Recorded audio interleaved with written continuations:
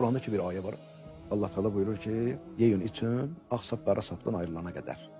Bu orucluq barədə də məlum məsələdir. Qara sapdan ağ sapın ayrılması imsak dönəmidir. Yəni, deməli bu ayə nazil olmuşdu. Peyğəmbərin sahabələrindən Hucr ibn Udey gətirdi Peyğəmbər sallallahu qabağına bir ağ sap, bizim bildiyimiz ağ sap qoydu, bir də qara sap. Dedi ya Rasulullah, məsələn gel saat 2-dir.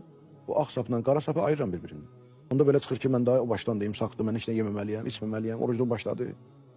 Deyir Peyğəmbər sallallahu əleyhi və səlləm neçə yerdə təbəssüm edib mübarək dişləri görsənir, bir də bu yer. Dedi ya ibn Xatəm, Xatəmin oğlu. Bu ağ sap qara sap deyil. Dedi gecənin ki zülmət qaranlığı olur, sübh azanı dan yeri söküləndədir. Yəni fəcr ərəbcə. Dan yeri sökülmə də nədir?